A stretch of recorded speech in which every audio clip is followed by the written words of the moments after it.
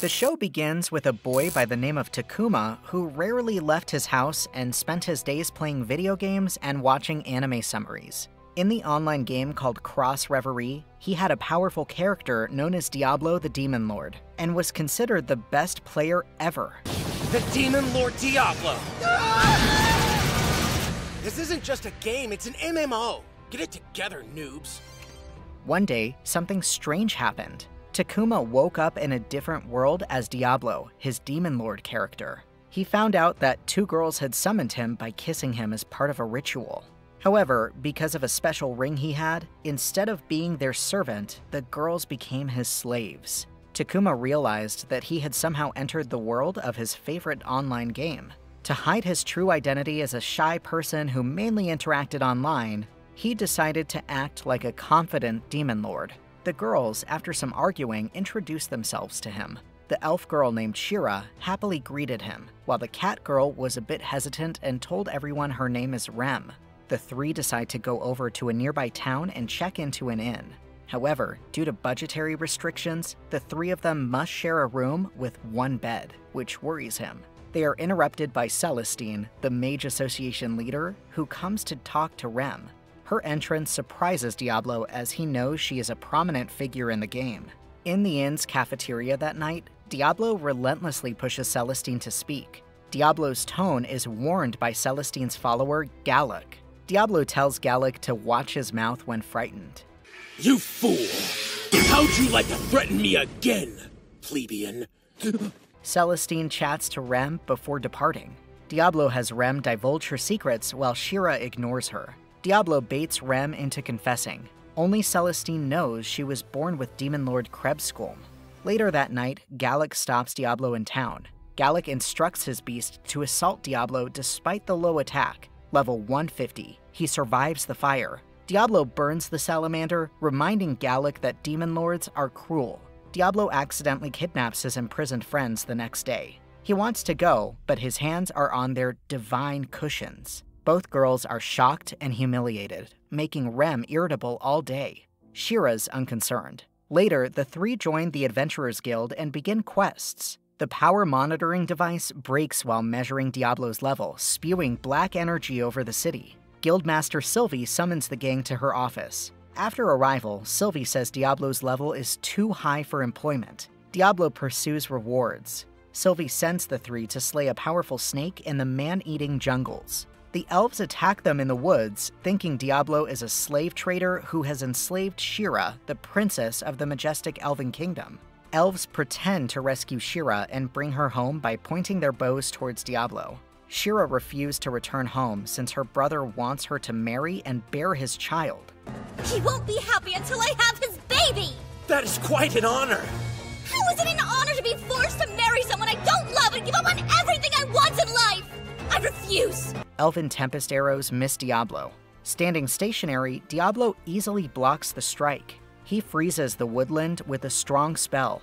Gallic appears and chastises the elves for their uselessness. Diablo discovers Gallic set up a phony mission to attack him, which fails. Diablo tells Gallic to never see him again. Next day, Sylvie sends Diablo and Shera to renew the Ulag Bridge guards. Rem refuses to work for Sylvie and skips this task. Emil, a self-proclaimed level 50 superhuman who defends women, stops the three as they leave the Adventurers Guild.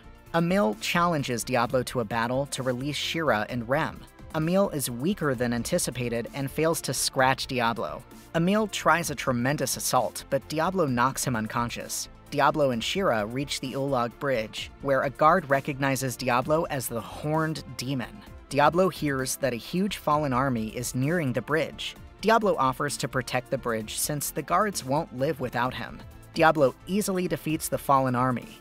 In the city, Celestine tells Rem she dismissed Gallic for his conduct. Gallic, frantic and bleeding, storms in and demands Celestine's assurance that he wasn't dismissed. Gallic stabs himself with a cursed knife, becoming Gregor, a Fallen. Diablo kills fallen attackers at the bridge. Edelgard, Fallen commander, fights Diablo alone. Diablo easily avoids her blows despite her power. Gregor chases Celestine and Rem as they flee the inn. Emil and many adventurers protect them. Emil bravely defends the girls, but Gregor is too strong. Emil vows to safeguard all women. Diablo attempts to persuade Edelgard to surrender at the bridge to avoid wasting his mana. Edelgard persists despite Diablo's invincibility. She rushes towards Diablo, who calmly accepts the hit. Diablo's power astonishes the tiny gathering, including Edelgard. Diablo urges her to submit again, but when a messenger tells him Rem is in danger, he becomes serious. Diablo performs a weak spell, White Nova, on the bridge. The spell devastates the region and much of the bridge, surprising him. Edelgard survives. Diablo and Shera teleport back to town in time to rescue Emil from impending death. Diablo overpowers him, forcing him to plead for compassion, which he refuses. He imprisons Gregor in an unending hell. After the battle, Shera cries and Rem thanks Diablo. Diablo accepts their thanks. To his astonishment, Rem doesn't dispute Diablo's assertion that he helped her since she's his. Diablo falls exhausted, face-planting upon Rem's chest without any pillows. Diablo realizes that death is permanent in this world after Gregor's victim's burial.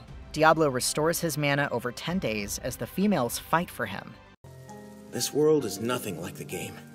Here, when someone dies, there are no salvation spells or resurrection potions, and I was bitterly forced to accept that. Guildmaster Sylvie visits their chamber and warns them that the Royal Elven Kingdom has warned them to submit Shera within 10 days, or face war. Sylvie says Shera's brother, Kira, has a large reward on her head. Diablo helps Shera, furious. Chester, the city ruler, then urges them to avert a conflict when Shera refuses to return to the Elven Kingdom. Chester sends Imperial Knight Alicia to help them. Kira apologizes to his sister that night at the inn. He tries to get Shera to return, but she refuses.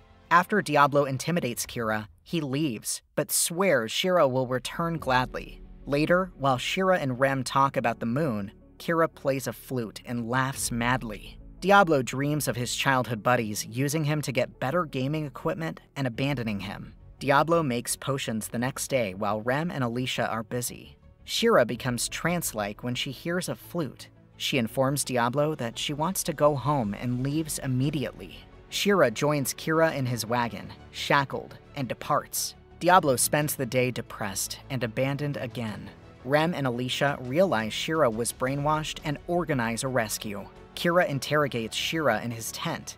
Suddenly, a massive explosion happens outside, and Diablo arrives just in time to rescue Shera before Kira could harm her. They free Shera from her restraints, but Kira uses the flute to hypnotize her again and make her lie that she wants to stay with him. Diablo, as her caller master, forces Shera to speak the truth. Shera sobs because she wants to remain with Diablo and Rem. Shera begs Diablo to spare Kira.